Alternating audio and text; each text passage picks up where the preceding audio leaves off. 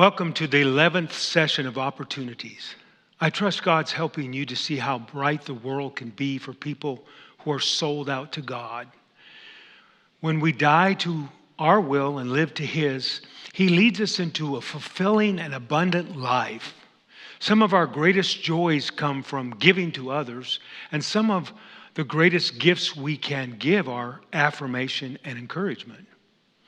In this session, we'll talk about the joy of giving opportunities to new people. What I mean by that is there's a joy in taking chances on others, even though there's a real chance they'll let us down. God is the supreme example of this. We're never more like God than when we gracefully work to help others succeed. Others have done this for me at many junctures in my life. Here's one example. I was just a kid, really. At 13 years of age, I was not wise or experienced. I'd not been formally trained. Like all teenagers, I had my struggles. I wasn't a likely candidate, but I was willing and I did care about people. So my pastor arranged for me to begin assisting in a Sunday school class for children ages 6 to 9. For the next 6 years, some experienced and patient teachers guided me, encouraged me, and modeled how young souls should be loved and instructed. They taught me to be gentle in spirit while firm with classroom structure. They showed me how to be creative and how to connect with children on their level. They were patient with me when I was not well prepared and were long-suffering when I got frustrated. As a result, they helped set a course for my life.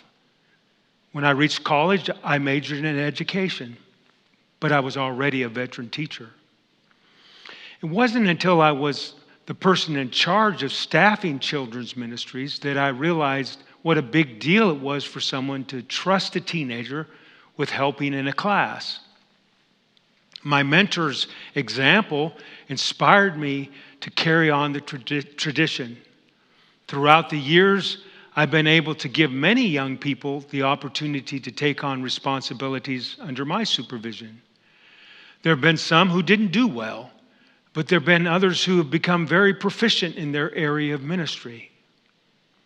That reminds me of another chance I was graciously given. This was my second year of Bible school, and I was visiting the church pastored by the man who became my father-in-law. My holiday assignment was to find a place to preach. My future father-in-law was kind enough to make room for me in his pulpit on a Sunday morning. I'd heard thousands of sermons and had prepared many notes. I did my best not to disappoint, but my sermon was over in 10 minutes. He covered the rest of the allotted time and thanked me for doing my part. Surprisingly, years later, he asked me to serve as his assistant. Each time I see a newbie on their maiden voyage, I'm reminded that many caring people gave me opportunities when I was not fully qualified. It makes me want to give someone else an opportunity. As your leader pauses this presentation, see if you can sense what God is trying to teach you in this session. Pray for divine insight.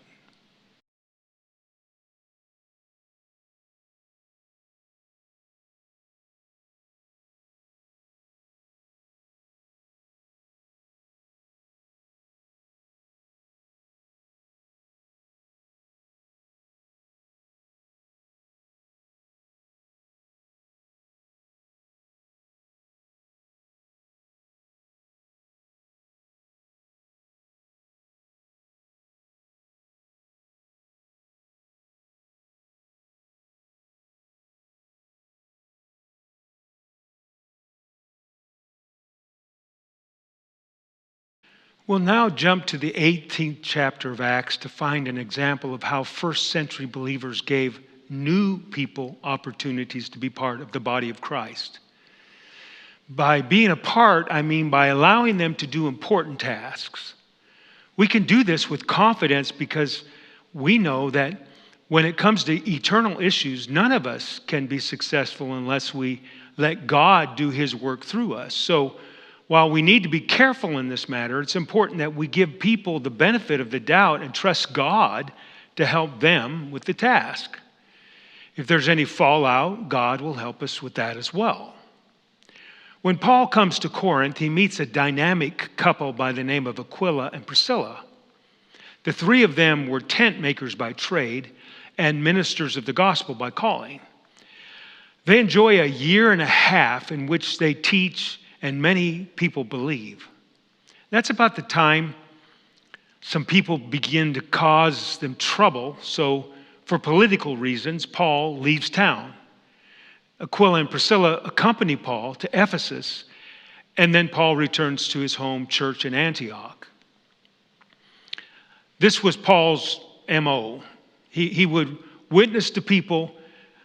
When they converted, he would try to get them into ministry. Then he would turn the church to those leaders and move on to another town. It appears that when he leaves Ephesus, he leaves Aquila and Priscilla in some kind of leadership role. So I'll read Acts chapter 18, verses 24 through 28, so you can hear firsthand what happens next. Meanwhile, a Jew named Apollos, an eloquent speaker who knew the scriptures well, had arrived in Ephesus from Alexandria in Egypt. He had been taught the way of the Lord, and he taught others about Jesus with an enthusiastic spirit and with accuracy. However, he knew only about John's baptism. When Priscilla and Aquila heard him preaching boldly in the synagogue, they took him aside and explained the way of God even more accurately. Apollos had been thinking about going to Achaia, and the brothers and sisters in Ephesus encouraged him to go. They wrote to the believers in Achaia, asking them to welcome him. And when he arrived there, he proved to be of great benefit to those who by God's grace had believed. He refuted the Jews with powerful arguments in public debate. Using the scriptures, he explained to them that Jesus was Messiah. End quote. So there you have it. Aquila and Priscilla do the same thing Paul did. Once they're sure Apollos has a right spirit and a correct doctrine, they turn him loose and God uses him mightily. God has told the church that in this great end-time harvest that we're a part of, he's going to do a quick work. I believe the church already has many great leaders who have been developed for years so they can help mentor the many people who will be saved in a short period of time. Let's talk about this so we're ready to do our part.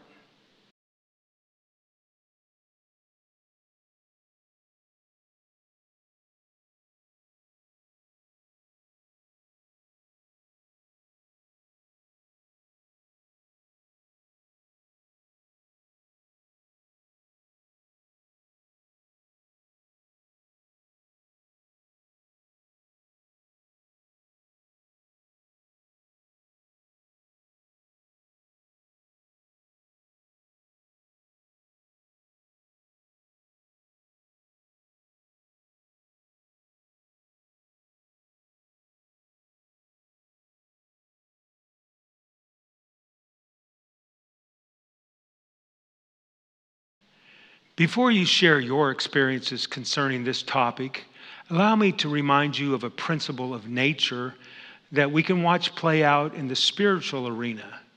It's the principle of the seed.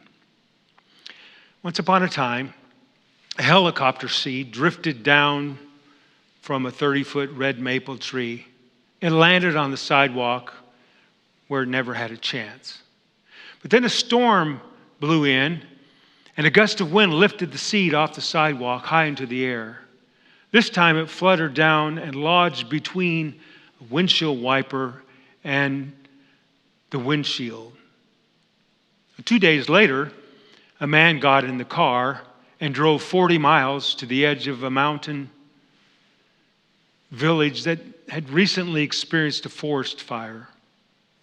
As the man exited his vehicle, he casually plucked the seed out from between the windshield and the windshield wiper and tossed it into the air. A breeze carried the seed onto the recently burned field where it lodged under a patch of grass. The following day, the heavens opened up, and a gully washer deposited an inch of fertile soil on top of the seed. After a week of sunshine, a little seed sent out a sprout which grew into a sapling and then to a full-grown maple. As the years passed, that maple produced thousands of seeds. Some were eaten, others were blown away, but many fell on that same field. They took root and grew. Now there's a small stand of maples that brings great delight to tourists as they drive by in October. That's the power of a seed that's given a chance. Jesus told a parable about a sower. His point was that the sower throws out good seed, and if it can find the right heart, it will grow and bear fruit. The miracle is in the seed, but it needs soil, good soil. When we take the gospel and God's principles and put them into people, we're giving them a chance to produce. Some don't succeed, but those that do are what make everything worthwhile. Throughout history, believers have witnessed God using people to sow seeds into unlikely people. Whether it was Jesus' disciples, people who were in Jerusalem on the day of Pentecost, believers who traveled to Azusa Street, poor people in Colombia, or lepers in Ethiopia. When people's hearts were right, the seed took root and great revivals ensued. We just need to give everyone we meet their opportunity to accept the good news. Someone did it for us. Let's do it for others. As we close, share your experiences and ask God to give us the grace and direction to reach all those people upon whom He has promised to pour out His Spirit.